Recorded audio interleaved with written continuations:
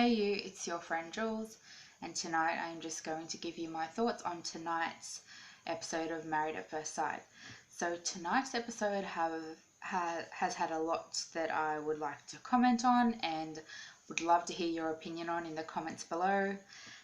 If you do like this video, please subscribe and like the video. If you don't, let me know in the comments below why. Anyways, that I would just really appreciate it. And moving right on. So I did take some notes on tonight's episode because I didn't want to miss anything. I probably still have, but let's just go right into it. So I'll start with a nice bit of progression. So Vanessa and Andy, they were getting ready for the dinner, and Andy surprised Vanessa with a ukulele because she mentioned so long ago that she wanted one.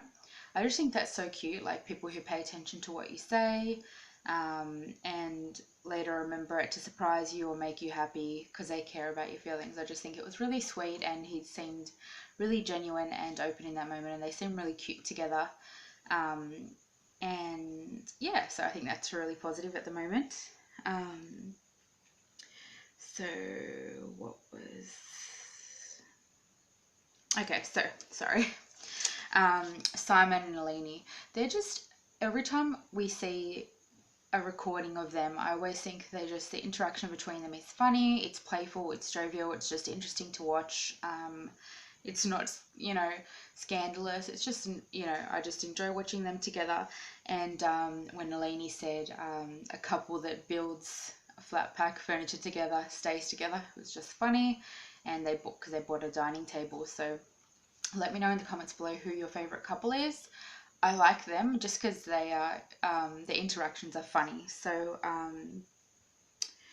okay, so Anthony and Nadia. Anthony always seems to want to be in control of every single situation. Like when Nadia was hosting a dinner for him and her friends, he was always watching the clock and rushing her and trying to domineer the situation. I don't know if she likes that. Maybe she does. Some women do, some men do. If it works for them, that's great. But he just seems very domineering, even in the conversation they were having that night. So as I said before, I don't think they're going to last. That's just my opinion. Let me know yours. Sharon and Nick were quite cute together, having some drinks in front of the sunset, and Sharon says that she can see herself falling in love with Nick. I actually think she is starting to fall in love with Nick, and things seem to be going pretty swimmingly with them too. So I guess we'll see in the next episode. I think they're both going to stay in the commitment ceremony unless something really significant happens. And Sean and Susan have been seeming so loved up. But I still think the living situation is going to be hard for them to progress in the future.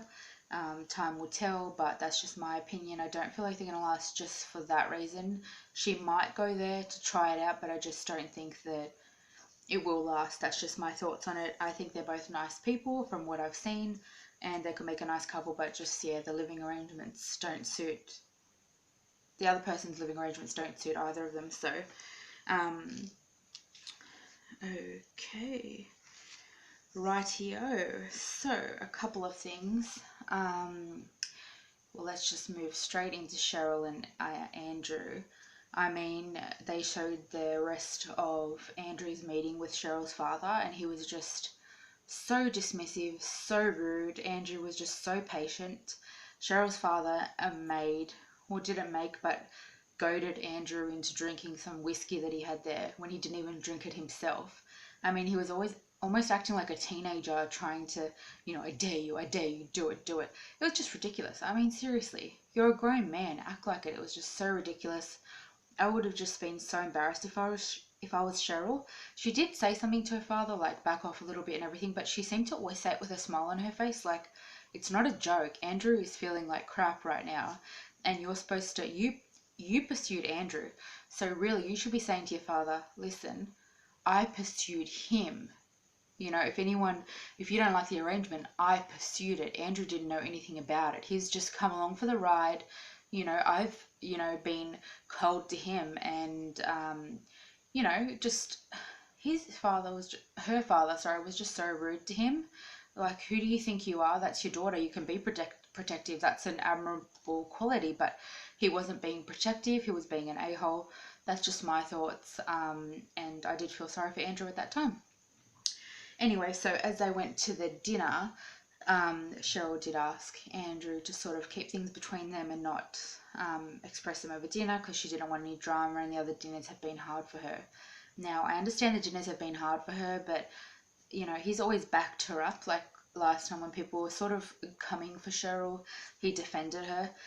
And yeah, he obviously was so upset. He said he was almost in tears to Sharon and Nick, which, talking about that, he did say that he wouldn't say anything that night to the other people, but he wasn't just blurting it out in the middle of dinner. And yes, he did say something to Anthony and the other guys towards the end of the night. But speaking to Sharon and Michelle about it, they've been his friends for 7 years. Cheryl, he's known for what, a couple of weeks.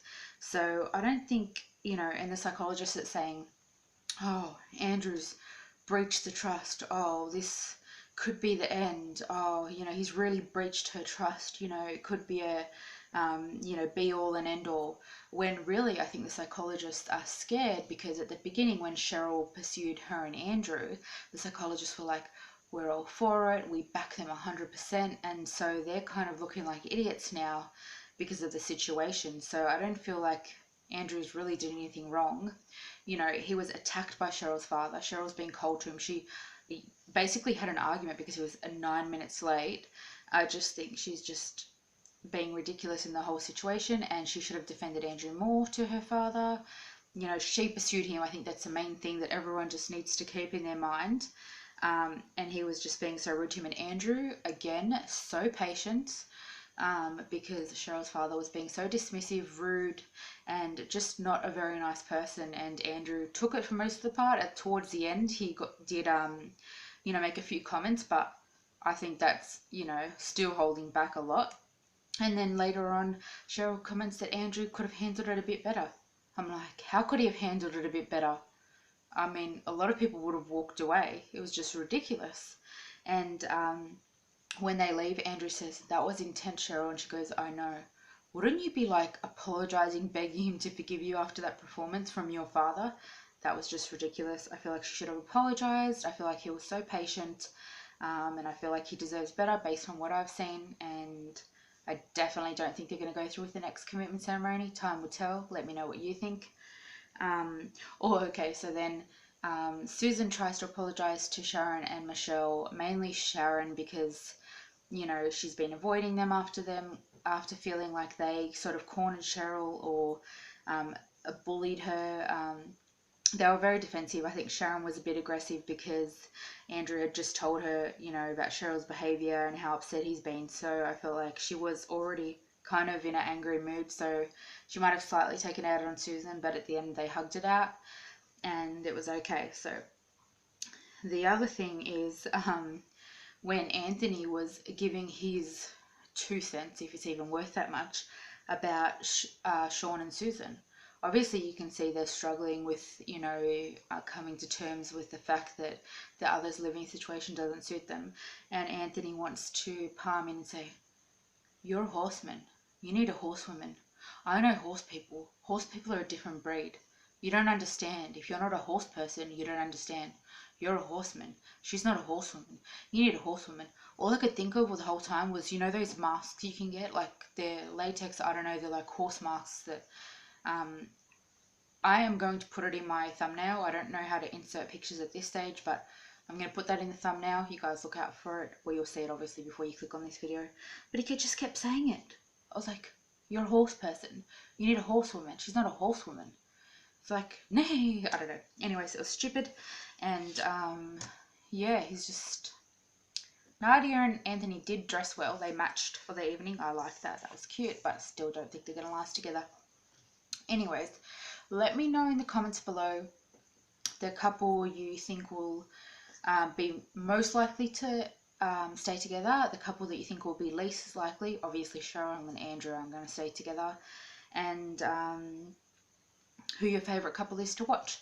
Anyways, I hope you guys had an awesome night. I'm going to get ready here in a minute and probably go to bed. But you take care, and I'll see you in the next video. Please like and subscribe. Thanks. Bye.